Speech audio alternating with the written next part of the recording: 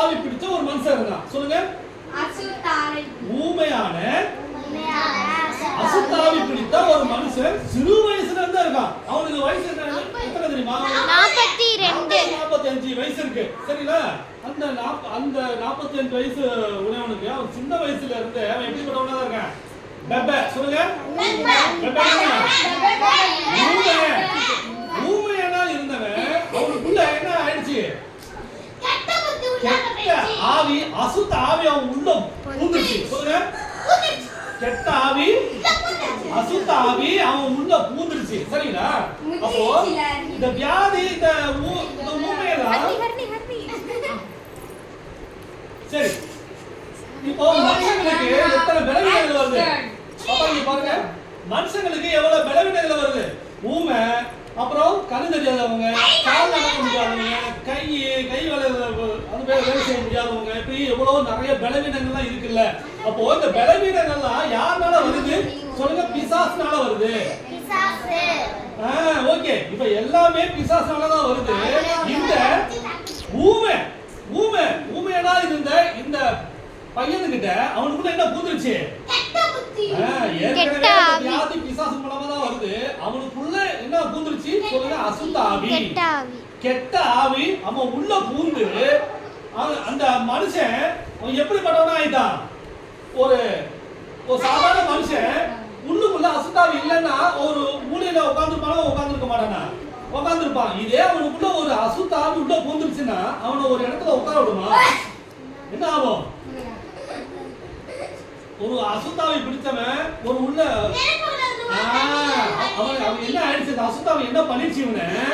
இவனை போய் நெருப்புல போய் தள்ளி விடுது, போய் ஆத்துல போய் தள்ளி விடுது. எதுக்காக? இவனை கொல்லணும். சொல்லுங்க. இவனை எப்படியா இருந்தாலும் அடிச்சு போட்டணும். அசுத்தாவுடைய வேலையே அதுதான். சரிங்களா? ஒரு மனுஷனை இயற்கையாவே நல்லாவே வச்சிருக்காரு. சரிங்களா? அப்போ ஒரு நல்ல ஆவி, அதாவது இயேசுப்பாவுடைய பரிசுத்த ஆவி நம்ம உள்ள இருந்தாதான் நம்மள நல்லவனா வாழ வைக்க முடியும், பரிசுத்தமா வாழ வைக்க முடியும், தெய்வீக சுகத்தோட வாழ வைக்க முடியும். எது? பரிசுத்த ஆவியானவர். இதே பரிசுத்த ஆவியானவர் இல்லாம ஒரு அசுத்த ஆவி, ஒரு கெட்ட ஆவி ஒரு மனுஷனுக்குள்ள போயிடுச்சு அப்படின்னாக்க அவனை நிம்மதியா வாழ விடுமா? அவனை பரிசுத்தமா வாழ விடுமா? வாழவே விடாது. இவனை என்ன இப்படி இவனை அழிச்சிடணும், இவனை அப்படியே கெடுத்துடணும், இவனுக்கு மேன்மேல வியாதியை கொடுத்து இவனை என்ன பண்ணும்? அலைக்கழிக்கணும். கடைசியில இவனை என்ன பண்ணும்? அப்படியே நிர்மூலமாக்கிடணும், சாகடிச்சிடணும். அப்படிதான் இந்த கெட்ட ஆவி நினைக்கும். சரிங்களா? இப்போ இந்த ஊமையான இருந்த இந்த மனுஷனுக்குள்ள அசுத்தாவி பூந்து என்ன ஆச்சு? சின்ன பிள்ளையில இருந்து இவனை நெருப்புல தள்ளி விட்டுரும், தண்ணியில தள்ளி விட்டுரும், எல்லாம் அவனை அப்படியே அமிழ்த்து போட்டுதான் இந்த அசுத்தாவுடைய வேலை. இப்போ அக்கம் பக்கத்துல ஆட்கள் இருந்ததுனால இவன் என்ன பண்ணி வச்சிருந்தாங்க? இவன் நெருப்புல விழுந்தாலும் காப்பாத்திடுறாங்க, தண்ணியில விழுந்தாலும் காப்பாத்திடுறாங்க, எப்படியோ காப்பாத்திடுறாங்க. கூடவே இவனுடைய இந்த மகனுடைய அப்பா கூடவே இருந்தாரு. சரிங்களா? கவனிக்கிறீங்களா? சரி, ஓகே. இந்த மகனுடைய அப்பா கூடவே இருந்து எப்படிப்பட்டவனா இருந்தாலும் இந்த தகப்பன் என்ன பண்ணல? இந்த மகனை விட்டுட்டு ஓடவே இல்லை. சரிங்களா? அப்போ நிறைய தகப்பன்மார்கள் என்ன பண்ணுவாங்க? தன்னுடைய மகன் எப்படிப்பட்டவனா இருந்தாலும் விட்டுட்டு ஓடுவாங்களா? அது சில பேர் இருந்தாலும், ஆனா பெரும்பாலான தகப்பன்மார் தாய்மார்கள் என்ன பண்ணுவாங்க? தான் பெத்த பிள்ளை எப்படிப்பட்டவனா இருந்தாலும் அவனை விட்டு என்ன பண்ண மாட்டாங்க? ஓடவே மாட்டாங்க. சரிங்களா? எப்படியா இருந்தாலும் மகன் கூடவே இருப்பாங்க. அவனால எழுந்து நடக்க முடியலையா, படுத்த படுக்கையா கிடக்குறானா, தாயும் தகப்பன்மாரும் என்ன பண்ணுவாங்க? பக்கத்திலேயே அவனை வச்சு அரவணைப்பாங்களா இல்லையா? பாதுகாப்பாங்களா இல்லையா? சரிங்களா? பக்கத்திலேயே இருந்து அவனுக்கு தேவையானது என்ன பண்ணுவாங்க?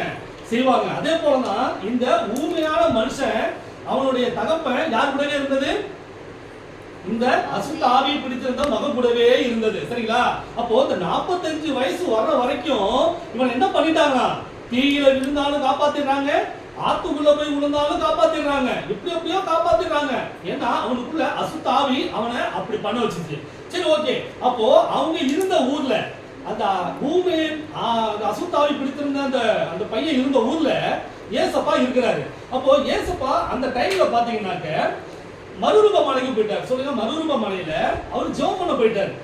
அப்போ சீசர்கள் மட்டும்தான் அந்த மலையோட அடிவாரத்துல இருந்தாங்க. அப்போ இதை கேள்விப்பட்டு என்ன பண்ணாங்க? அந்த ஊமை அசுத்தாவி பிடித்திருந்த அந்த தகப்பன்மார் என்ன பண்ணாங்க, இவனை கூட்டிட்டு நேரா சீசர்கள்ட்ட வராங்க. யார்ட்ட வராங்க? சீசர்கள்ட்ட வராங்க. சீசர்கள்ட்ட வந்த உடனே சரி, அந்த டைம்ல ஏசப்பா இல்ல. ஏசப்பா எந்த இடத்துக்கு போயிட்டாரு? மறுரூப மலை. அங்க போய் ஜெபம் பண்ண போயிட்டாரு. ஏசப்பா வரல. அப்போ சரி, சீசர்கள்ட்டயாவது நம்ம ஜெபம் பண்ண போயிடலாம், இந்த மகனுக்கு விடுதலை கிடைக்கட்டும் அப்படின்னு இந்த தகப்பன் ரொம்ப ஆசைப்பட்டு என்ன பண்ணிட்டாரு, சீசர்கள்ட்ட போறாரு.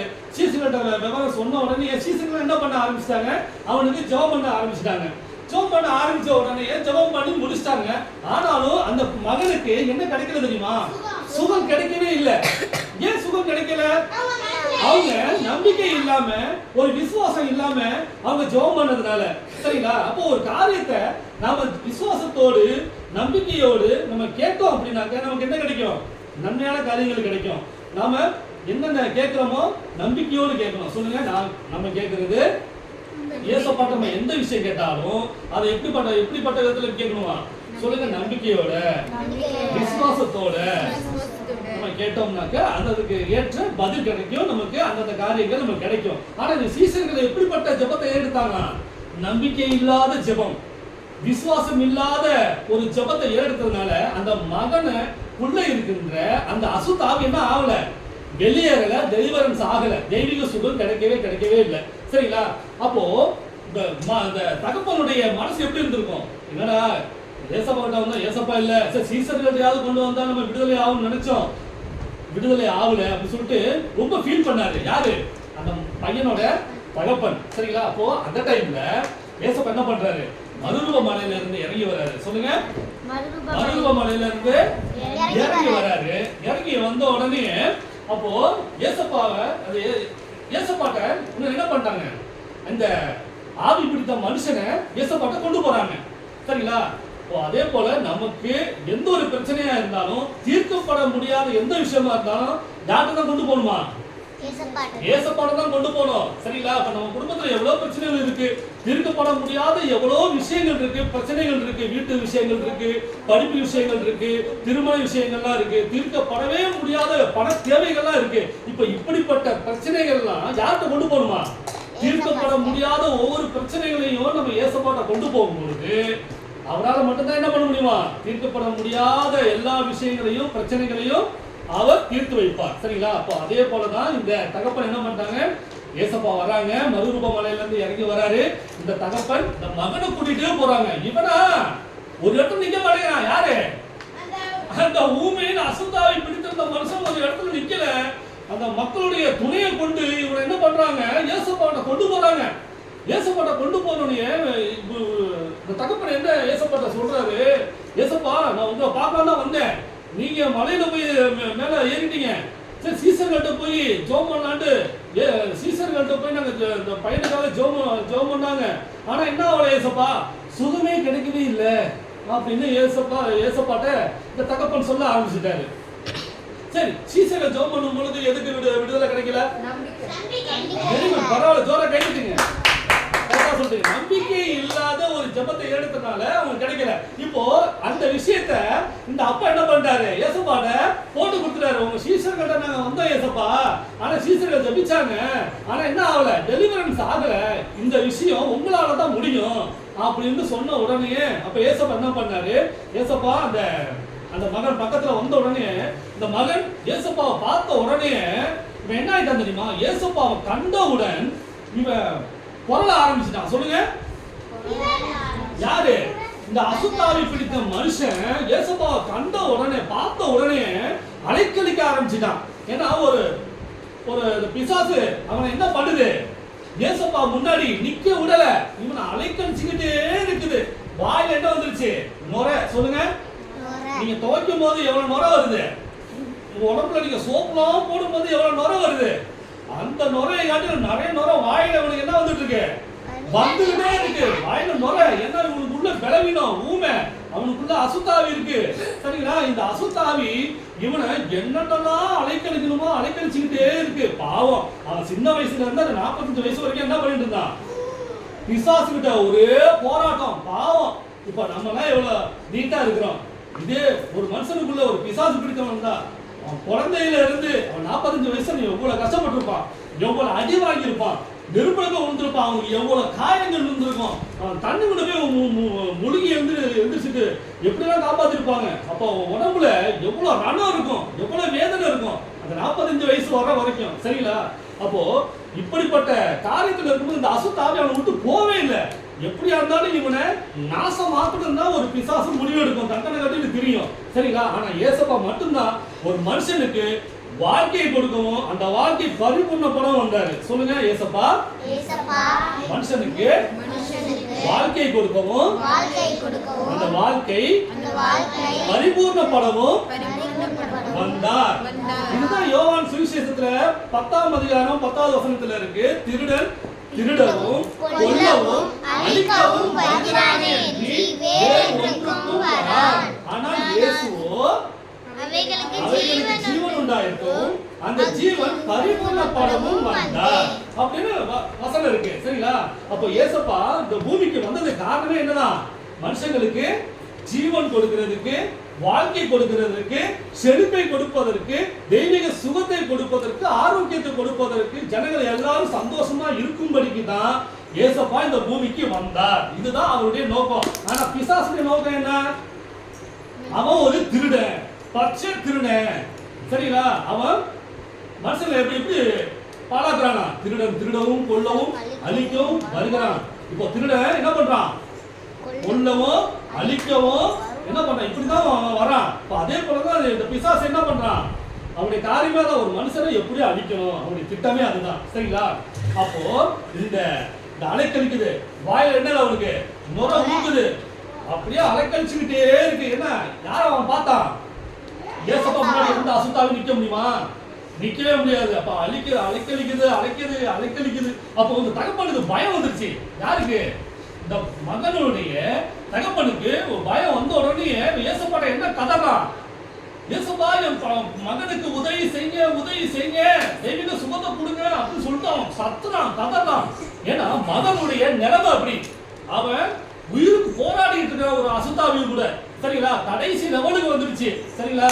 இப்பவா அப்ப வந்தா இருக்கிறான். கடைசி நேரத்துல அவன் ஏசப்பாவா பார்த்துட்டான். எப்படியும் அவனுக்கு என்ன வேணும்? அவனுக்கு அந்த மகனுக்கு தெய்வீக சுகம் வேணும். அப்போ அவன் கதறான். யாரு? அந்த மகனுடைய தகப்பன். சரிங்களா? அப்போ ஏசப்பா என்ன சொல்லிருப்பான்னு நினைக்கிறீங்க? அந்த தகப்பனை பார்த்து, அந்த அசுத்தாவை பிடித்திருந்த அந்த மகனுடைய தகப்பனை பார்த்து என்ன சொல்லிருப்பாரு ஏசப்பா? அது ஒரு ஓகே. வேற என்ன சொல்லிருப்பாரு? நீ விசுவாசித்தால் ஆகும், விசுவாசிக்கிறவனுக்கு எல்லாம் கூடும் அப்படின்னு சொன்னாரு. சொல்றீங்களா? சரிங்களா? நீ விசுவாசித்தால் ஆகும், விசுவாசிக்கிறவனுக்கு எல்லாம் கூடும். அந்த அப்பாவுக்கு ஸ்டேட்மெண்ட் கொடுத்தாரு. அப்போ இவர் என்ன சொல்லிருப்பாரு? ஏசப்பா நான் விசுவாசிக்கிறேன், இருந்தாலும் என்னுடைய அவிசுவாசம் நீங்கும்படி உதவி செய்யுங்க. சொல்லுங்க, நான் விசுவாசிக்கிறேன், இருந்தாலும் என்னுடைய அவிசுவாசம் அவநம்பிக்கை நீக்கும்படி எனக்கு உதவி செய்யுங்க அப்படின்னு ஏசப்பாட்ட அவர் ஜெபிக்கிறான். இப்போ அநேக நேரத்துல நாமளும் என்ன பண்ணோம்? இந்த தகப்பனை போல நம்ம ஏசப்பாட்ட சரண்டர் ஆயிடணும். எதுவா இருந்தாலும் உண்மை சொல்லி சரண்டர் ஆயிடணும். ஏசப்பா நான் உங்களை விசுவாசிக்கிறேன், இனிமேட்டு எனக்கு என்ன இருக்கக்கூடாது? அவிசுவாசம் இருக்கவே கூடாது. என்ன விசுவாசம் கொண்டவனா ஆக்குங்க அப்படின்னு சொல்லிட்டு நம்ம என்ன பண்ணோம்? ஏசப்பாட்ட இந்த தகப்பனை போல நம்ம உண்மையை சொல்லி ஒப்பு கொடுத்தோம். சரிங்களா? ஓகே, ஜோரா கை தட்டுங்க. அப்போ என்னாச்சு? அவன் அலைக்கழிச்சுக்கிட்டே இருக்கான். சொல்லுங்க, அவன் வாயில என்ன வந்துட்டு இருக்கு? நுரை வந்துகிட்டே இருக்கு. அதன் பிறகு ஏசப்பா அந்த பிசாசு பிடித்திருந்த ஊமையை பார்த்து, இனிமே இவனுக்குள்ள வராத, ஓடி போன்னு சொன்னார் ஒரு வார்த்தை. அப்ப என்னாச்சு? அந்த அசுத்தாவி உடனே இவனை ரொம்ப பயங்கரமா அலைக்கழிச்சு இவனை விட்டு ஓடியே போயிடுச்சு. அப்படி அலைக்கழிச்சு ஓடி போயிடுச்சு. இவன் என்ன பண்ணான்? அப்படியே அவன் டெய்வடிச்சு கீழே பொத்துன்னு விழுந்துட்டான். எப்படி பொத்துன்னு விழுந்துட்டான்? ஏன்னா ஏசப்பா சொன்ன அந்த ஒரு வார்த்தையில, இது சரி முட்டா போதா சாமி அப்படின்னு சொல்லிட்டு இந்த இவனை விட்டுட்டு என்ன ஆயிடுச்சு? அந்த அசுத்தாவி புறப்பட்டு போயிடுச்சு. இவன் என்ன பண்ணிட்டான்? செத்தவனை போல கீழே விழுந்தான். எப்படி விழுந்தான்? எல்லா ஜனங்களும் என்ன பண்ணாங்க? கூடி சுத்தியும் கூட்டம். ஏசப்பா ஒரு இடத்துல ஒரு அற்புதம் பண்றாரு அப்படின்னாக்க இவ்வளவு கூட்டம் தெரியுமா? ஆயிரக்கணக்கான கூட்டம் நிக்குது. எல்லா கூட்டத்தாரும் இவன் எப்படி பட்டவன கீழே விழுந்தான்னு நினைச்சாங்க. செத்தவனை போல விழுந்தான். ஐயோ செத்து போயிட்டான்டா. இந்த அசுத்தாவி என்ன பண்ணிடுச்சு? வெளியில போயிடுச்சு அப்படின்னு நினைச்சாங்க. ஆனா என்ன ஆகல. உடனே ஏசப்பா பக்கத்துல போய் அவன் கையை அப்படி தூக்கி விட்டாரு. உடனே எந்திரிச்சு உட்கார்ந்தான். சரிங்களா? ஜோர கைத்தட்டுங்க. அப்போ அவனுக்குள்ள இருந்த அசுத்தாவி வெளியே போயிடுச்சு. அவன் என்ன ப்ராப்ளத்துல இருந்தான்? ஊமை. அவனுக்கு என்ன வந்துருச்சு? வாயு வந்துருச்சு. ஜோர கைத்தட்டுங்க. அவன் சூப்பரா பேச ஆரம்பிச்சுட்டான். ஏசப்பாவுக்கு நன்றி சொன்னான். ஜோர கைத்தட்டுங்க. அப்போ அந்த தகப்பனுக்கு எவ்வளவு சந்தோஷம் இருக்கும். அந்த 45 வருஷமா அவன் சின்ன வயசுல இருந்த எவ்வளவு கஷ்டத்தை அனுபவிச்சிருப்பான். சரிங்களா? அப்போ அந்த தகப்பனுக்கு பயங்கர சந்தோஷம். யாரு தெய்வீக சுகத்தை கொடுத்தது? ஏசப்பா. ஜோர கைத்தட்டுங்க. நம்முடைய வாழ்க்கையில அவிசுவாசம் என்பது மற்றவர்களை பாதிக்கும். நல்லா தெரிஞ்சுங்க. நம்முடைய அவிசுவாசம் சொல்லுங்க. என்னுடைய அவிசுவாசம் மற்றவர்களை பாதிக்கும். ஆனால் என்னுடைய விசுவாசமோ அநேக ஜனங்களை இயேசுவினிடத்தில் வழிநடத்தும். என்னுடைய நம்பிக்கையும் என்னுடைய விசுவாசமும் அநேக ஜனங்களுக்கு நன்மை பயக்கும். இயேசுவினிடத்தில் வழிநடத்தும். அப்ப தெரிஞ்சீங்க நாம எப்படிப்பட்ட ஜனங்களா இருக்கணுமா? விசுவாசம் உள்ள ஜனங்களா இருக்கணும். சொல்லுங்க. நான் விசுவாசம் உள்ள பிள்ளையாக இருப்பேன். விசுவாசம் உள்ளவனாக நான் வாழுவேன். நான் விசுவாசிப்பேன். ஆகையால் பேசுவேன். பேசி ஜெயிப்பேன். ஜெயமெடுப்பேன். இயேசுவின் நாமத்தினாலே ஜெயம் பெறுவேன். வெற்றி பெறுவேன். உங்களுடைய விசுவாசமே உலகத்தை ஜெயிக்கிற ஜெயம். Thank you, Jesus.